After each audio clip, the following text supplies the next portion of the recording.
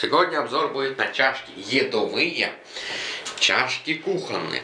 В чем дело? Потому что кухонные это всегда едовые. Сейчас пододвинем, за этого экран. Поэтому. Так, есть чашки суповые.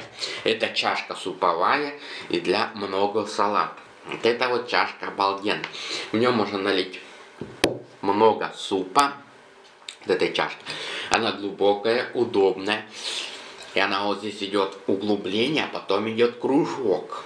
Вот эта чашка. Я ее использую для супа. Она тоже старинная, хорошая. Просто она так вычищенная и помыта. Беленькая, она старая.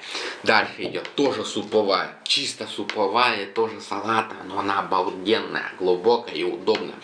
У нее нет овальных кругов. В ней супу столько не нальешь, но в ней удобно меньшее количество носить. Также салат и все. Дальше переходим для котлетной и блинной.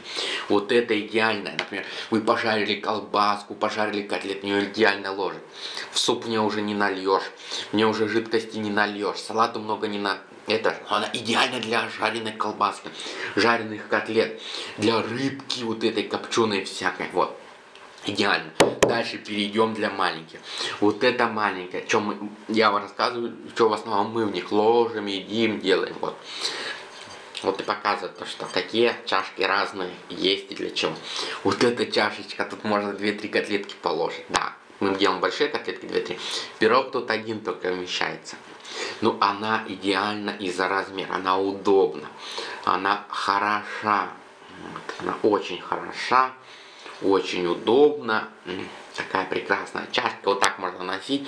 Мне кажется, много ничего не положишь, салатику чуть-чуть на пару ложить, там рыбки тоже чуть-чуть, но рыбу тоже классно есть. Дальше, идеальная рыбная чашка, рыба копченая, рыба соленая, там рыбка... Всякое ложится идеально. Котлеток больше влезает. Пирожков уже 2-3 влезать. Вообще шикарно. Спасибо, что смотрели обзор на мою коллекцию чашек. Какие у меня есть чашки в моей коллекции. Какой что лучше. И спасибо, что смотрели обзор. Благодарю, что кто подписался и кто смотрит.